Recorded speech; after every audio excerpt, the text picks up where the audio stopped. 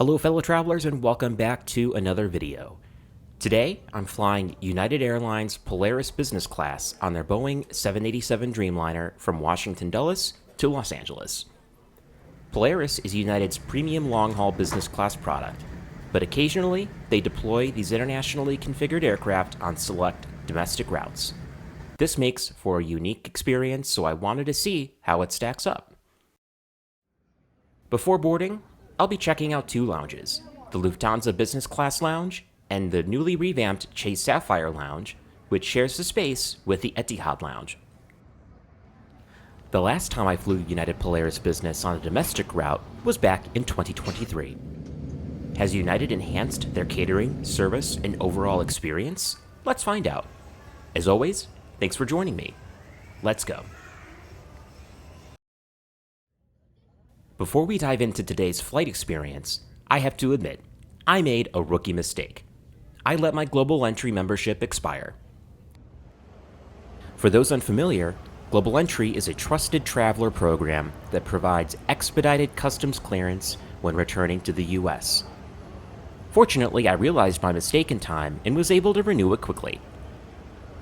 Dulles International Airport is one of three major airports serving the Washington, D.C. area, and it's the primary international gateway to the National Capital Region. Unlike Reagan National or DCA, which is much closer to downtown DC, Dulles sits about 26 miles outside the city. This time, I lucked out and found an EV charging spot in the garage. These can be tough to come by. One of Dulles' standout features is its stunning architecture. The main terminal, designed by Eero Saarinen, is iconic with its sweeping futuristic design. Dulles has a somewhat unique layout with three main concourses. The first is the main terminal, which houses ticketing, security, customs, and the Z gates, which primarily serve Air Canada. Next, we have the A and B gates, which serves almost every airline except United, including international carriers like British Airways, Emirates, and Lufthansa. Finally, we have the C and D gates, which are used exclusively by United Airlines, which operates a hub at IAD. After dropping by the United ticket counter to print out my boarding pass, I walked to the general security line, worried about long lines, but thanks to Clear, I was through within just a few minutes. Thankfully, my flight is on time. The AeroTrain has replaced most mobile lounge operations since 2010. However, the mobile lounges are still used to transport international arrivals to customs and to connect the main terminal to the C and D gates. It'll be nice once the mobile lounges are officially replaced by the AeroTrain. My first stop of the afternoon was the Lufthansa Lounge, which operates two distinct sections. The Senator Lounge, reserved for Lufthansa's First and Star Alliance Gold passengers, and the Business Lounge, available to business class passengers and Priority Pass members. And let's be honest, it's never a bad idea to kick off a flight with a German beer.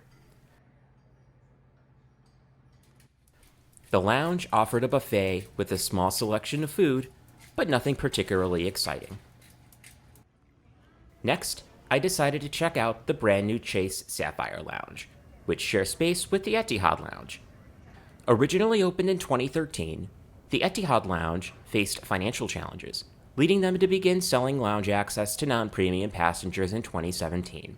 Meanwhile, Chase has been expanding its Sapphire Lounge network, with locations in Hong Kong, Boston, and New York LaGuardia. In early 2024, Chase and Etihad partnered to revamp and reopen the lounge near Gate A14 in Dulles' Terminal A. For Chase, this was an efficient way to establish a Dulles presence without building a brand new facility. For Etihad, it likely helped them maintain their lounge while sharing operational costs. One of my favorite features of this lounge is the made-to-order food menu. I opted for the burger, and honestly, it was pretty darn good.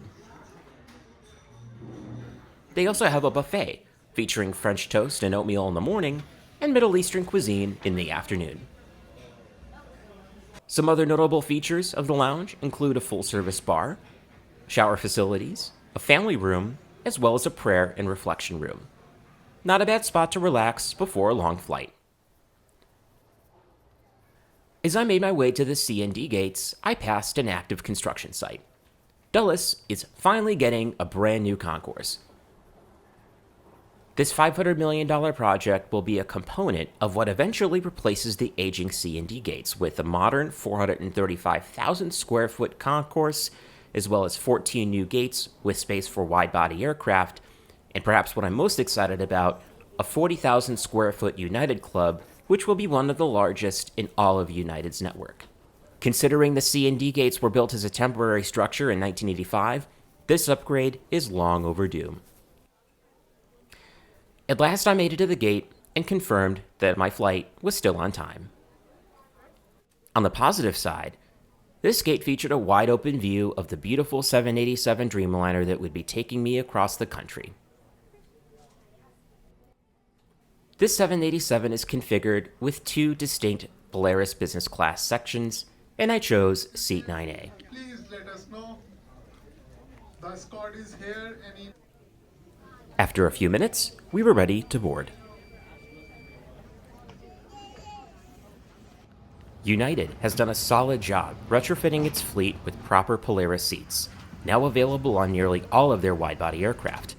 This Polaris seat offers a spacious and well-thought-out design, and it's encouraging as a passenger to know that no matter what wide-body aircraft I fly on, I will more than likely be flying in this version of the Polaris seat. The seat itself features a 16-inch wide touchscreen system that was very responsive and very clear.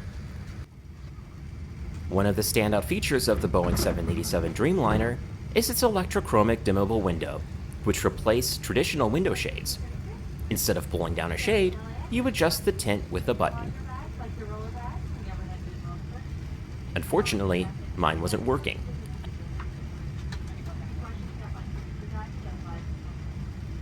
There's no shortage of storage, including this large side storage area where you can also find your headphones. There was a nifty reading light to the right of my head. Off to the side of my seat was a myriad of seat controls that allowed me to precisely position the seat just how I liked it. There was a large tray table with an additional flap to rest a tablet or a laptop.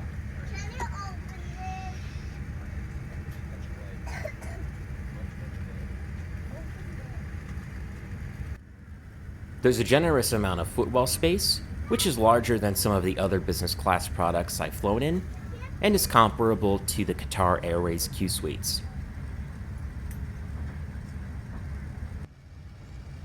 That said, some areas of the seat are beginning to show their age, with minor signs of wear and tear visible.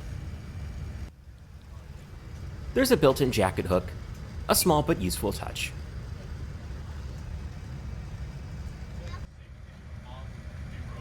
One notable change, United has updated its safety video since I last flew with them. However, I prefer the previous version. This one just felt a little less engaging.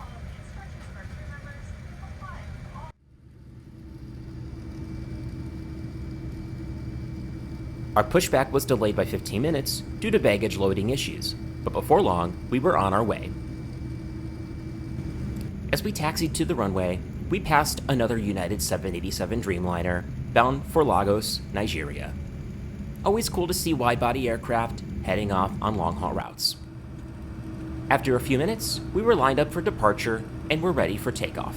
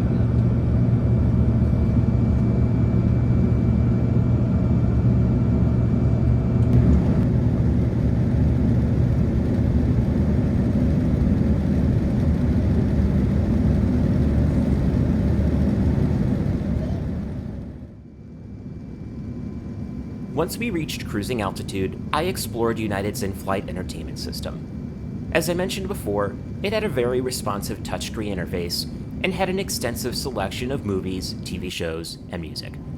I chose to get work done, but I could have used this as a great option to pass the time.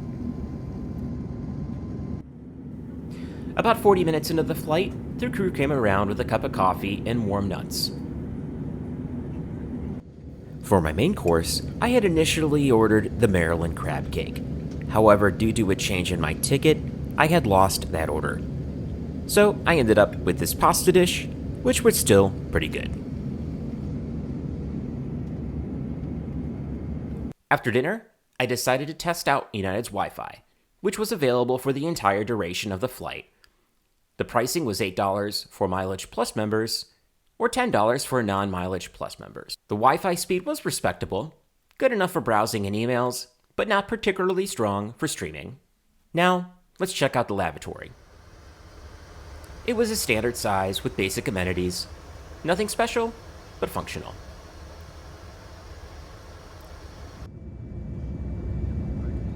As we descended into LAX, I tried to get a glimpse of the city below, but the windows were fogged up, making it difficult to see much. Reflecting on the flight, I'd say that United Polaris Business Class on a domestic route is a solid way to cross the country, but it still falls far short of international Polaris. If I had to compare, Delta One out of DCA is a far better experience. The service feels much more polished, and the overall execution is superior.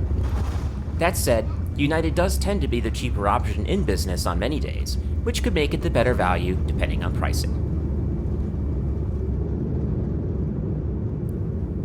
This wraps up today's flight review. I hope you enjoyed this video. If you did, don't forget to like, subscribe, and drop a comment below. As always, safe travels, and I'll catch you on the next flight.